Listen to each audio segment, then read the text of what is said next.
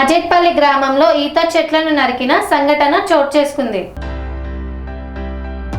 గౌడ సమాజానికి జీవన ఆధారమైన ఈత వనాన్ని నరికివేసిన వారిపై వెంటనే కఠిన చర్యలు తీసుకోవాలని గౌడ నాయకులు డిమాండ్ చేశారు.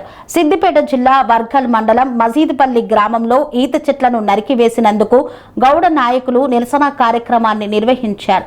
ఈ సందర్భంగా వారు మాట్లాడుతూ 30 సంవత్సరాలుగా ఈత వనాన్ని పెంచి పోషిస్తున్నామని, సరిగ్గా కళ్ళు గీసే సమయంలోనే చెట్లను నరకడం దురదృష్టకరమని, గ్రామంలోని కొందరు నాయకులు కావాలనే కులచిచ్చు పెట్టి గ్రామస్తుల మధ్య గొడవలు సృష్టిస్తున్నారని, కావాలనే సుమారు 200 ఈత చెట్లను నరికివేశారని తెలిపారు.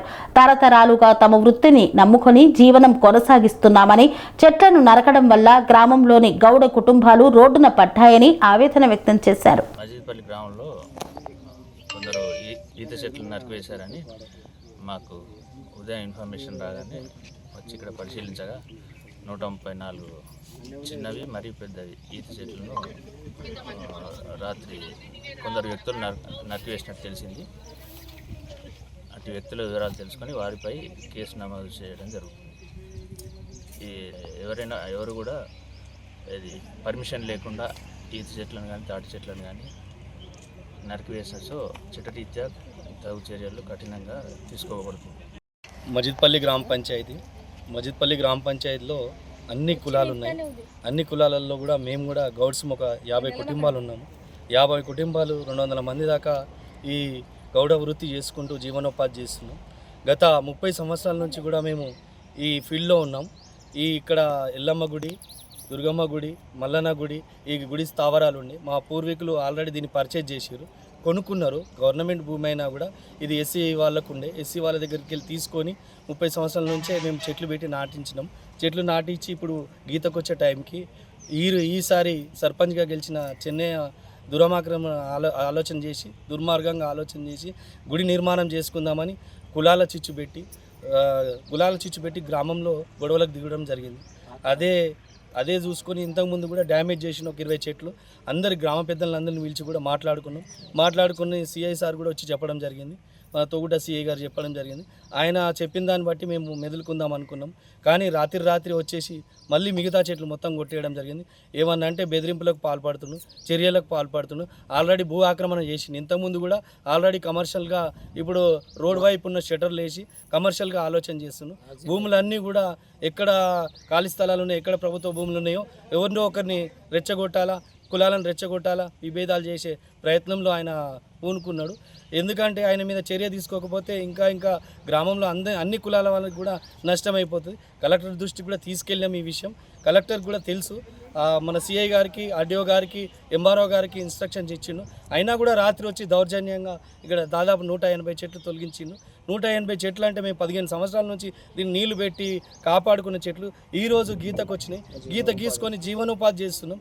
అయినా అటు దాన్ని డ్యామేజ్ చేసి ఇవాళ ఏదో నాకు అధికారం ఉంది, నేను సర్పంచ్నైనా, నేను ఏది చేసినా చెల్లుతుంది అనే ఉద్దేశపూర్వకంగా ఆయన పార్టీ ఉంది, ఆయన గవర్నమెంట్ ఉంది అనేది ఉంటేది పోకడతోటి ఏదో ప్రయత్నం చేస్తున్నాడు. కానీ అది ఇప్పటికైనా మానుకోవాలి.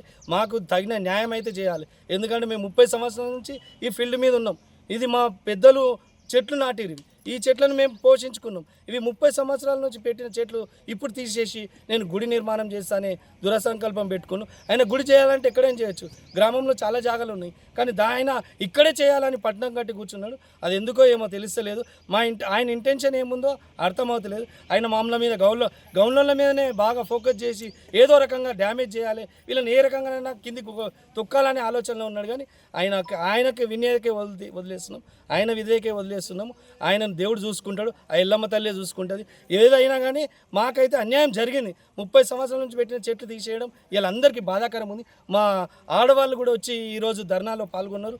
ఈరోజు ఈడ అందరికీ చెప్పడం జరిగింది. ఎందుకంటే మేము మాకేమైనా న్యాయం జరుగుతుందేమో, ఏ రకంగా వెళ్తే అని ఎక్సైజ్ వాళ్ళ డిపార్ట్మెంట్ వాళ్ళు వచ్చారు. ఏ రకంగానైనా సరే మాకు న్యాయం చేయాలి. ఈ భూమిని ఏదైతే ఈ 2 ఎకరాల భూమి ఉందో 51 సర్వే నంబర్ మాకు అలర్ట్ చేయాలని గవర్నమెంట్ను, అధికారులను అందరినీ కోరుకుంటున్నాం. సార్, నా పేరు కవిత, బబ్బూరి కవిత. మాది మజిద్పల్లి గ్రామము, వర్గల్ మండలం, సిద్దిపేట డిస్టిక్. మా మజిద్పల్లి గ్రామంలో మేము 30 సంవత్సరాల నుంచి పెంచి పెద్ద చేసిన చెట్లను ఎక్కడికక్కడికి నాశనం చేసి మా కడుపు మీద కొట్టింది సార్. మాకేమన్నా న్యాయం జరిగేటట్టు మీరు చూడండి. 30 ఏండ్ల నుంచి వెళ్ళి మేము వాటికి నీళ్లు పోసి మనిషిని పెట్టుకొని నెలకింత జీతం ఇచ్చుకుంటా మేము పెంపు చేసుకున్న చెట్లను ఎక్కడికక్కడికి నాశనం చేసిండు సర్పంచ్, మా మజిద్పల్లి సర్పంచ్ చెన్నయ్య. మాకు న్యాయం జరిగేటట్టు చూడండి సార్.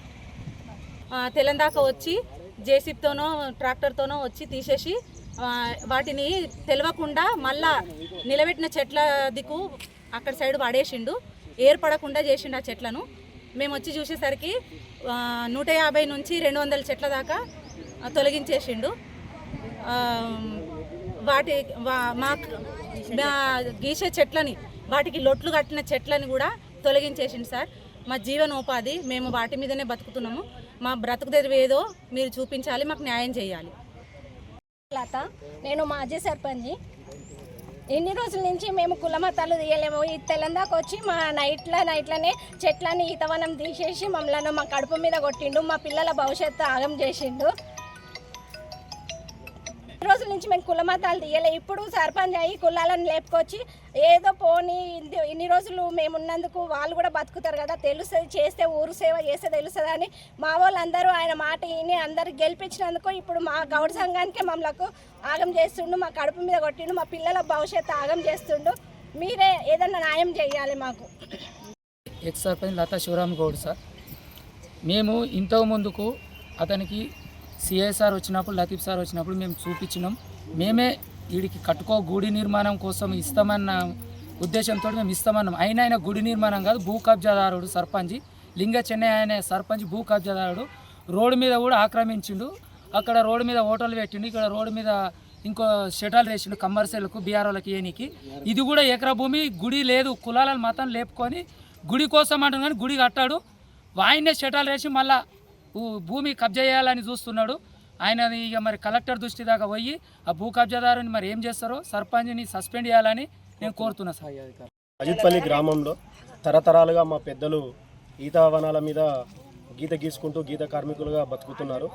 మాకు 2002 కాంగ్రెస్ ప్రభుత్వం ఉన్నప్పుడు ఇక్కడ 7 ఎకరాల బిట్లో ఈతవనం అనేది ప్రకృతి పరంగా ఉన్న చెట్లు వాటర్ ప్లాంట్ రావడం వల్ల కోల్పోయినప్పుడు మాకు తెలంగాణ వచ్చిన సందర్భంలో పలుమార్లు మేము ఎక్సైజ్ మినిస్టర్ శ్రీనివాస్ గౌడ్ గారికి, పద్మారావు గౌడ్ గారికి పలుమార్లు విన్నవించినప్పుడు ఎక్సైజ్ వాళ్ళు చొరవ తీసుకొని మాకు హరితహార కార్యక్రమంలో భాగంగా ఇక్కడ ఈ దుర్గమ్మ గుడి ప్రాంతంలో, నాంచారమ్మ, ఎల్లమ్మ గుడి ప్రాంతంలో మాకు హరితహారంలో భాగంగా చెట్లను నాటి మమ్మల్ని వాళ్ళ ప్రభుత్వ పరంగా, డిపార్ట్మెంట్ పరంగా మాకు చెట్లు పెంచుకునే అవకాశాన్ని కల్పించి గత 15 సంవత్సరాలుగా మేము పెంచిన చెట్లను ఈరోజు కులాల మధ్య వైషమ్యాలను సృష్టించి ఈ చెట్లను తొలగించడం జరిగింది. దీనివల్ల మాకు ఉన్న 40 కుటుంబాలు, ఆడవాళ్ళు, మగవాళ్ళు అందరు కలిపి జీవనోపాధి కోల్పోవడం జరిగింది. దీని తక్షణం అధికారులు స్పందించి మా పట్ల తగిన న్యాయం చేయగలరని కోరుకుంటున్నాం. స్వామి బోధానంద గోసేవ ఆశ్రమం సైథాపూర్. జ్యోతిష్యం, వాస్తుశాస్త్రం మన పూర్వీకులు మనకిచ్చిన వరం. దుర్గాదేవి, కాలభైరవ ఉపాసనతో వాక్సిద్ధి పొందిన శ్రీ శ్రీ బోధానందగిరి స్వామివారు మీకు ఎలాంటి సమస్యలున్నా, వాటిలో ముఖ్యంగా ధన నష్టం, ఆరోగ్య నష్టం, భార్యాభర్తల మధ్య గొడవలు, ప్రేమించుకున్న వారు దూరం అవడం, ఎన్ని సంబంధాలు వచ్చినా పెళ్లి ముడి పడకపోవడం, రోడ్డు ప్రమాదాలు, అప్పుల బాధలు, వ్యవసాయంలో నష్టాలు, పెద్దల మాట పిల్లలు వినకపోవడం, ఆరోగ్య శాంతి, గృహశాంతి, మనశ్శాంతి లేకపోవడం, ఇలాంటి సమస్యలు ఉన్నట్లయితే ఒక్కసారి స్వామీజీని కలవండి. మీ సమస్యలకు తగిన పరిష్కారాన్ని పొందండి. అంతేకాక అన్ని రకాల వ్యాధులకు గోపంచకవ్య మరియు మూలికా వైద్యం చేయబడును. నమ్మకంతో రండి, ఆయురారోగ్యాలతో వర్ధిల్లండి. మా అడ్రస్ స్వామి బోధానంద గోసేవ ఆశ్రమం, సైథాపూర్, వీరభద్రస్వామి గుడి దగ్గర, యాదగిరిగుట్ట. సంప్రదించవలసిన నెంబర్ 9849213754 మరియు 9618034138.